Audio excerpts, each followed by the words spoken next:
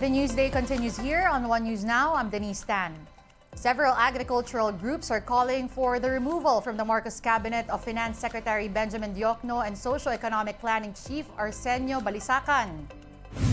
In a joint statement, the group slammed the officials' supposed railroading of a public hearing on the proposal to reduce rice tariffs.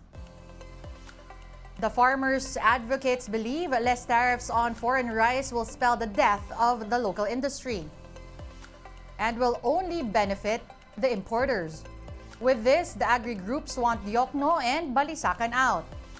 The joint statement was signed by the Samahang Industriya ng Agrikultura or SINAG, Federation of Free Farmers, Philippine Confederation of Grains Association, Kilusang Magbubukid ng Pilipinas, Pambansang Manalo ng Mag-uuma, Magbabaul, Magsasaka ng Pilipinas, and the National Movement for Food Sovereignty.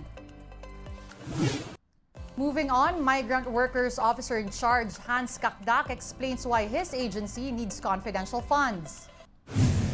In an interview with The Big Story, Kakdak said more budget will improve its anti-illegal recruitment drive. The campaign involves surveillance and operations that need resources. Senator Raffy Tulfo earlier pushed for the allocation of confidential funds to the DMW so that they can go after illegal recruiters and scammers.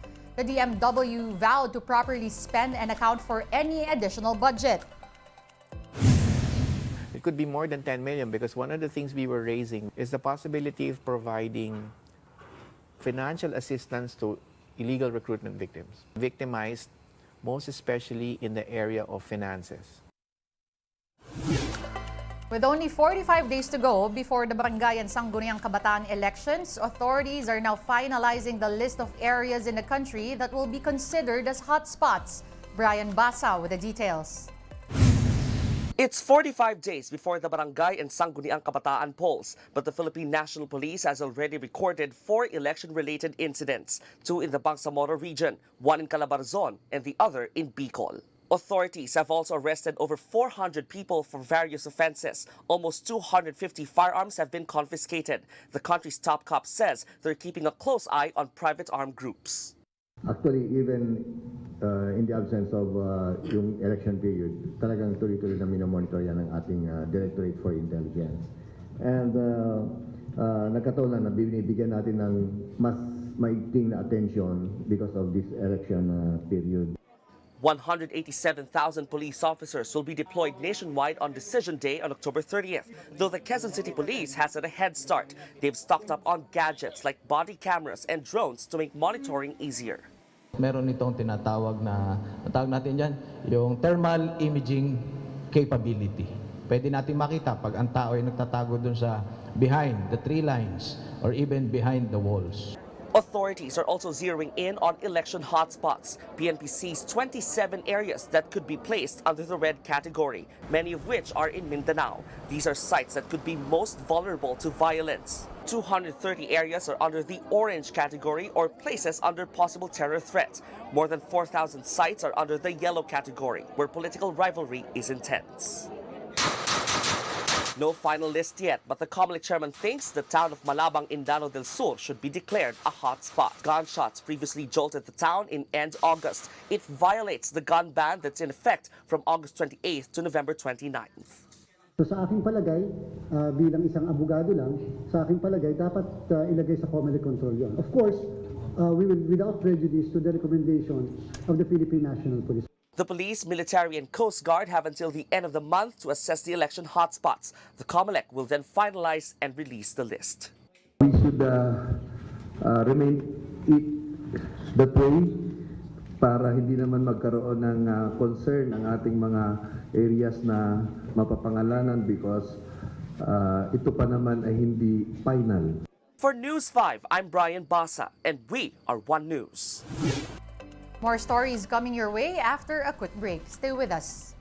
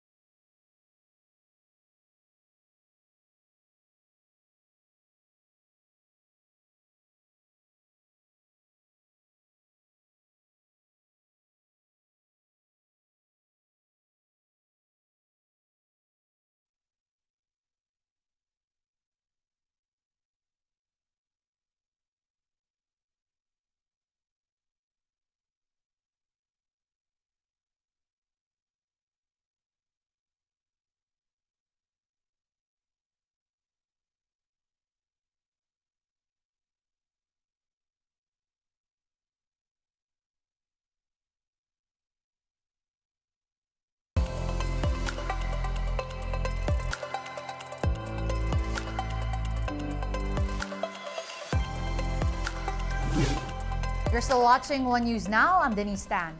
One expert is suggesting more locations for the Enhanced Defense Cooperation Agreement or EDCA, particularly down south. Security analyst Chester Cabalza told The Big Story that additional EDCA sites in Visayas and Mindanao will help cover territorial interests in the area. But Cabalza is warning against installing military bases in Luzon at the risk of further aggression from China. Remember, you have two in Cagayan, and ang patama nila doon is because of Taiwan. So to have fair and balanced perspective and to de-escalate the political and geopolitical bias on it, we should also bring it down to Visayas and Mindanao para hindi nila isipin na, kami ang pinapatamaan nyo eh. Because we have also issues with our southern corridor, with our maritime neighbors in Malaysia and Indonesia. And at the end of the day, Cabalza also sees as a good move the plan to invite Chinese academics in a hearing at the upper chamber. One Senate panel plans to draft a Philippine map that will include territories in the disputed waters.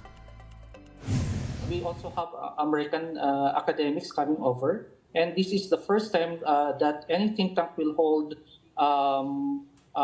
representatives, academics coming from the US, China, and Southeast Asia. So the mere fact that the Senate and our government is inviting the Chinese academics, that means that we are fair. Tama lang yun. Here now is a glance at today's other top stories. The Transportation Department said that there are 5 companies willing to bid for the Ninoy Aquino International Airport's modernization. The NAIA project includes the upgrade of terminals to increase passenger capacity to up to 62 million per year. Also for improvement are the airport's technology infrastructure and reliable operations. The DOTr and Manila International Authority, or Airport Authority rather, are seeking a concessionaire that can efficiently operate and maintain NAIA in the next 15 years. MRT Line 3 will implement free rides for civil servants from September 18 to 20. This is in commemoration of the 123rd Philippine Civil Service Anniversary. Eligible passengers just need to present their valid government ID to avail of the free rides. The Budget Department has released 11.6 billion pesos for the performance-based bonuses of education personnel nationwide. Over 900,000 personnel are set to receive the bonus, which was supposed to have been paid out in 2021. The DBM says bonuses for non-teaching personnel are still up for revalidation. Shifting now to sports, the men's and women's national basketball teams recently held a joint practice, much to the delight of fans. Here's the story. Janine Pontejo. Nagbabalik, Calvin Abueva. Sapa, Terence Romeo. In one of the rarest moments in Philippine basketball, Gilas Pilipinas' men's and women's team were in one practice for the Asian Games. The session at the Phil Sports Arena in Pasig was made extra special as it was open to the public. And we're doing this for you. So thank you for being here. Thank you for coming. Go!